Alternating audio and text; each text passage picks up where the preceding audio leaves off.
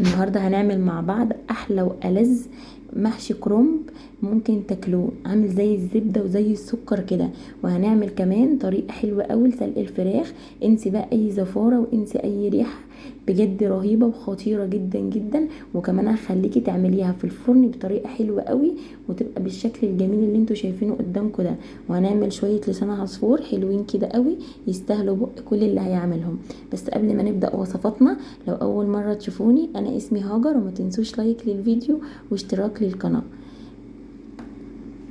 هنا دلوقتي ابتديت ان انا اسلق الفراخ. اول حاجه جبت الميه دي، حطيت فيها شويه من الفلفل الاسمر وعودين كده من البقدونس، وعليهم بصليه صغننه وطماطمايه ومعلقه كزبره ناشفه وواحدتين كده من الحبهان وواحده ماجي فوريه وسبع بهارات وشويه كده من الملح. وهسيب بقى الميه بتاعتي تغلي على النار على ما نجهز الفراخ بتاعتنا. هنا عندي الفلفل عندي هنا بصلايه كبيره مبشوره، تمام. حطيت عليها شويه كده من الفلفل الاسود ونتفه كده بسيطه من القرفه وربع معلقه صغننين من جوز الطيب ومعلقه صغننه برضو كده من الملح، تمام. هدعكم كويس قوي كده اهو في البصله، عشان انا بحب ادي الخطوه دي جدا للفراخ، بتخلي طريقه سلق الفراخ وطعمها بيكون رهيب. والله بتحب انك تاكليها مسلوقه اكتر من ان هي مثلا محمره او في صينيه او في اي حاجه، بتبقى حلوه جدا. هنزل بقى الفراخ بتاعتي اللي انا طبعا مقطعاها، يعني مفتحاها كده اهو، الصدر مفتحاه والورك مفتحاه كويس، عشان لما احط فيه التتبيله ديت تخش في جواه وتاخد طعم ويبقى ايه طعمها جميل كلها ونفس وطعم واحد، تمام. هنا بقى كانت الشوربه بتاعتي غليت، الميه اللي احنا عاملين فيها الحاجات ديت هنزل بقى عليها بالفراخ بتاعتي، وهسيبها بقى اللي هي تتسلق براحتها لحد ما انا اكمل ايه الوصفات بتاعتنا. اول حاجه هنعمل ايه التخديعه بتاعت الكرنب المحشي، تمام. جبت كده 4 بصلات كبار. طبعا انا عامله الخلطه دي بزياده، انت ممكن تعملي على قدك، تمام. هي مش بتخسر على فكره، لو عملتيها وشلتيها في الفريزر بتكون حلوه جدا. فرمت البصل في الكبه كويس، ايه زي ما انتم شايفين كده بالشكل ده. وهنا الحله بتاعتي كان فيها شويه كده حلوين من الزيت، لان المحشي يا جماعه بيحب الزيت قوي. حطيت بقى كده اهو عليه البصل اشوحها. بيحب الزيت ليه بقى؟ عشان الزيت بيخليه كده لامع، وفي نفس الوقت بيكون الرز مفلفل معاه، ما يبقاش ايه ناشف كده اهو. نزلت عليها بوحدتين كده من الماجي مع البصله وهشوحهم كويس جدا. وهنزل بمعلقتين الشطيطه، تقدري ما تحطيش الشطيطه عشان هي بيخلي المحشي حراق يعني، بس بصراحه بيديله طعم جميل جدا جدا وتحفه مع البصله. هنشوحهم كويس جدا. انا بحب اعمل الخطوات دي اللي انا بعملها قدامكم في وصفاتي يعني، اعتمدوها هتعجبكم جدا.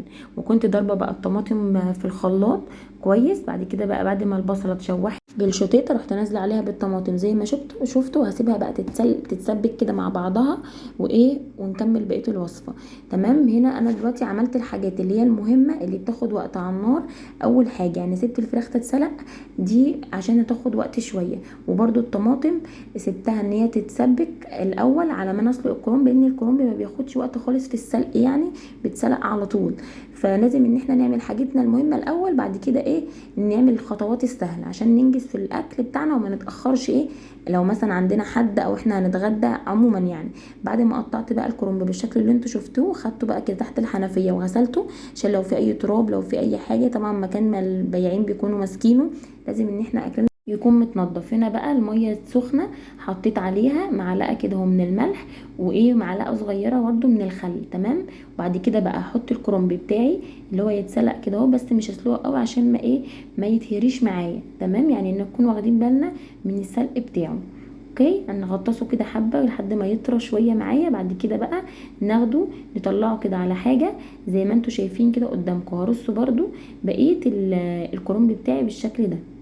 بعد كده هاخد اللي انا سلقته وهو سخن كده، انا سبته بس على ما رصيت التاني، وهحطه تحت الميه الساقعه على طول، عشان لو احنا حطينا الكرنب فوق بعضه سخن سخن سخن هتبصي تلاقيه اتهرى معاكي وتيجي تحشيه يبقى مهري والرز بيقع منه ومش هيكون مظبوط خالص. بصوا هنا كده اهو كان بيطلع البخار بتاعه ازاي وسخن.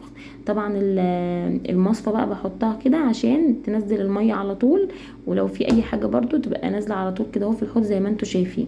والحوض ده والله يا جماعه انا مصبناه كويس جدا جدا ومنشفاه كمان، مع ان انا هفتح الحنفيه واستخدم الميه، بس برضو بحب انشفه عشان يبقى ايه بيلمع كده معايا ونضيف. هنا بقى هنقطع الكرنب بتاعنا بعد ما خلاص سلقناه كله بالشكل اللي انتوا شفتوه. هنقطعه كده نبرمها ونشيل، يعني نطبقها على بعضها ونشيل منها العرق كده اهو على جنب. وهنبرمها بقى كده اهو زي ما بنبرم يعني صباع المحشي.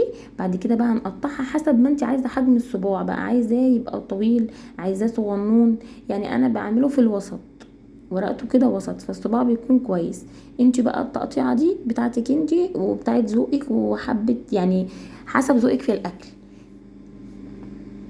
نقطعه بقى كده بالشكل ده. في ورق بيبقى معانا يا جماعه ما بيتسلق بنلاقيه ايه اللي هو زي مقطع، ده بيكون مكان بس تكسير الكرومبه، مع ان انت بتعمليها ما بتبقاش مظبوطه. هنا بقى الصلصه اتسبكت، جبت بقى الايه البهارات بتاعتها، بابريكا، جنزبيل، فلفل اسود، كمون، كزبره، ماجي، شويه كده من النعناع، نص معلقه صغننه من الكاري، ونص معلقه صغيره من القرفه.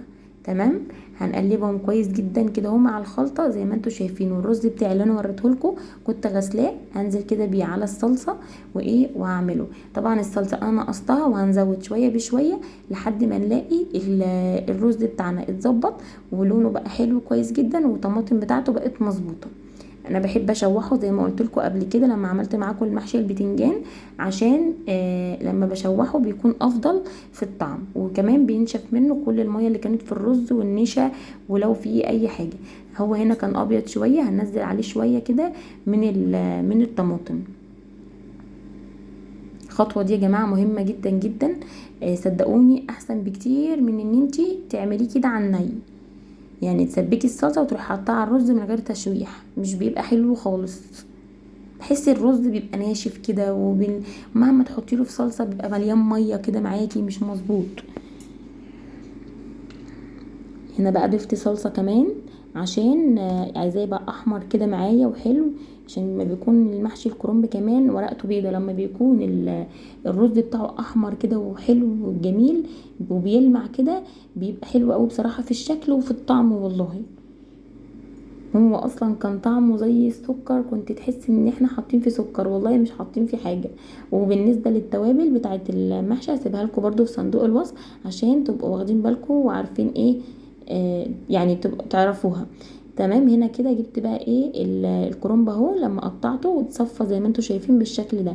الورق اللي هو العيدان اللي كانت العروق اللي كانت في الكرنب قطعتها صغنن ورصيتها في الحله من تحت عشان احشي عليها الملح، وفي نفس الوقت المحشي ما يلزقش مني ولا مثلا يتلسع ولا اي حاجه. هنلف بقى بالشكل البسيط ده، هنحط الورق الاخضر من تحت والورق الابيض من فوق، يكون افضل لان الابيض طبعا بيكون احسن شويه من الاخضر، مع ان في ناس بتحب الاخضر جدا على فكره وبيقولك بيبقى مسكر يعني، بس انا بحب احشيه من تحت الاول بعد كده الاخضر من فوق. وهنا حشيت بقى كام واحده كده من الفلفل معاه على الوش يدوا بس طعم كده، وكان شويه رز فايضين يعني، فقلت ان انا استفيد بيهم وفي نفس الوقت اعملهم زي ما انتم شايفين كده اهو. ريحته كانت جميله جدا من قبل ما احط له شوربه ولا اي حاجه خالص بصراحه. هنا كده بقى معلش الفيديو ما جابش وانا بزوده الشوربه بتاعته. لما تزوديه خلي اول صف باين منه كده محشي، ما يكونش متغرق شوربه عشان ما يعجنش معاكي. هنا بقى هنعمل ايه، الفراخ بتاعتنا استوت، جبنا كده معلقتين من الكاتشب ونزلت عليهم بمعلقه من الملح ومعلقه من الفلفل الاسود ورشه كده من الزيت.